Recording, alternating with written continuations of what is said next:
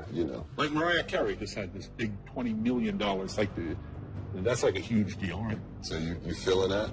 I mean, I don't know what the general public thinks when they hear the term $20 million for an album. So let's see if you guys think that's a decent bargain. Mariah Carey recently had this big $20 million, that's like a tremendous deal. Tell me why. What am I missing? Alright, let's do some math. If you were to sign me to a record company or record deal, for example, how much would you give me if I had a record company? The album sells for $18. That's right, $18. I have no idea how that works, but no half sound good. Take a look at this. I'll have $10 million if I sell 1 million copies. Who has the biggest record contract now? It's about $10 million if I sell 2 million copies, $20 million if I just sell 3 million copies, $30 million. Oh, okay, so Mary kind of got music screwed in the business. Nothing is coincidental, and you will hear who is losing money in all of these scenarios. Only the artists lose money when these rappers die. Some people make a lot of money when these rappers die. Some people made $100 million. Labels are working with artists in good faith. If you're taking out a life insurance policy on a rapper and you're preying on his death, you probably make money. Katt Williams has been dropping some serious gems lately, but his response to Foolio's murder and his allegation that record labels either profit from rappers' deaths or may even be involved is quite the bombshell. While Katt's receipts are highly verified, is this claim overly dramatic, or is Katt onto something? Since Katt is involved, we will investigate this further and see if record labels have any mischievous intentions. French Montana says record labels are insuring rappers' lives. Wow, H, what do you think? Can you really pull that off? It seems like he said that on a podcast for academics. Well, if they insure rappers' lives, are they also insuring the killing? Given the circumstances surrounding Foolio's move, it's possible that Katt is making a context-relevant hint. Foolio was no stranger to messiness. He was always firing shots in his tracks, including making a diss track of 3 people who were taken out and literally danced on their graves, and the music video ran with it. And I guess you were shooting some of the music videos in cemeteries. Oh, I shot so at cemeteries. I shot some like in my hood. I shot shooting videos everywhere, not to mention that in one of those diss tracks, he joked about one of them being taken out on their birthday. Is it a coincidence that Foolio was taken out on his birthday? We all know that rap music and violence go hand in hand, and that gangster rap and drill is arguably the most dangerous of all rap genres to be involved in. Telling somebody the other day that to be a rap artist is the most dangerous job in the world. Why you say that? Wow, okay, why I say that? Yeah, it's more dangerous than going to war on Iraq. Because you're always on defense. You don't know who people can get right up on you and try to do something to you. You're always getting into beef. How many times we heard rappers on T-buses get shot up this week. So it makes sense for labels to take out life insurance on artists. You just never know what could happen. It isn't just music labels. Every industry insures its personnel in some capacity. The voice cords of Mariah Carey's cleavage. I'm sure that if you worked for a company, the employees would have life insurance. I mean Starbucks, I'm not sure, but you know that this isn't the first time that this has happened. However, in a sector where there are so many other exploitative practices, it's impossible to avoid wondering. In order to gain a clearer understanding, we need to remove all the layers of the onion. After all, who doesn't want to be wealthy?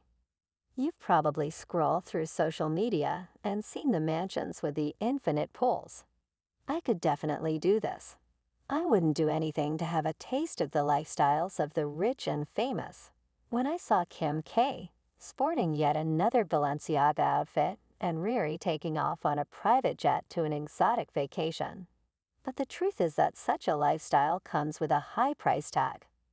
What you see on Insta is only part of the story. There is a whole lot more going on behind the scenes today. I am going to smash the glass on those rose-tinted lenses. They make us look through. Honey, you better believe that all that glitters is not gold. They can hold on to their fool's gold all they want and pretend that they found the pot of gold at the end of the rainbow. But all that glitter won't fool us for too long. There are cracks beneath the shiny veneer, and by the end of this video, it will all have come tumbling down. As the saying goes, even though a cage is made out of gold, it is still a prison. And let me tell you, many of these stars must sing like canaries when their masters tell them to. It's nothing but postmodern exploitation. That's just a fancy way of saying that the powers that be play a twisted game with the hopes and dreams of music artists. They dangle the carrot of fame and riches in front of them to trap upcoming stars into being pawns in their twisted game of chess. The music industry is cutthroat and feeds off the hopes and dreams of all its victims, similar to a parasite. They may coerce them, deceive them, or leave them with no other option. It's similar to being trapped in an abusive marriage.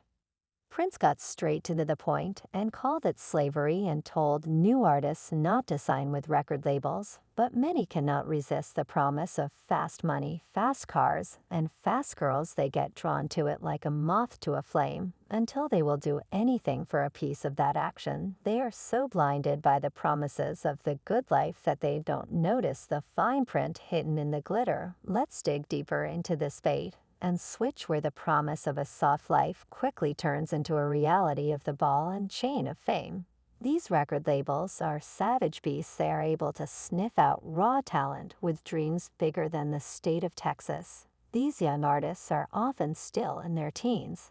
They want fame for the sold-out stadiums, chart-topping hits, and fans worshiping them. These are the ones that make for great signings. They are young, eager, and most importantly naive. They are sold the fantasy of being catapulted into stardom magazine covers and all that comes with superstardom. It's a very seductive dream, and young artists crave it. Before you sign your life away on that dotted line, let me tell you a little about these record deals. They are not all rainbows and sunshine.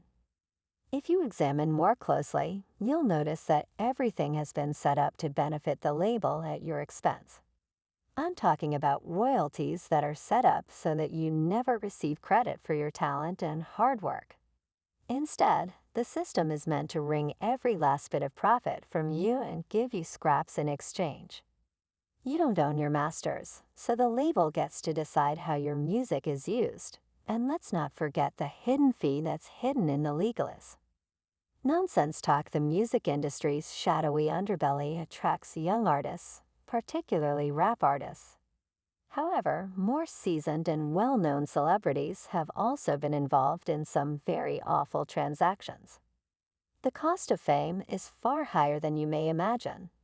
Taylor Swift is a warning example of what may go wrong when you sign a contract at the early age of 15, full of ability and aspirations.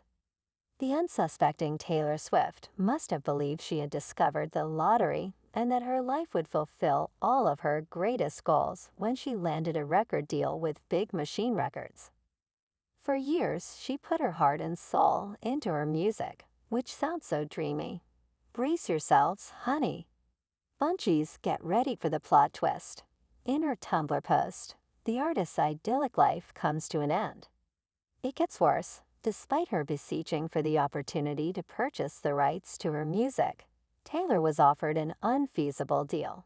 She could regain ownership of her work one album at a time by producing new ones for the label. Taylor reveals that she paid for her first few music videos with the money she earned from performing all that blood, sweat, and tears. That's such a daring move to stay bound to the record label. It really makes you look at the title of her latest album. What in the world is that? Remember when Yeezy went on a full-blown Twitter outburst, calling his record deal modern-day slavery? What he was talking about were the 3 types of record deals that exist. A Vice expose on these deals revealed the shady practice that has been going on for decades. Let's unpack these deals. The Tortured Poets Department does things differently.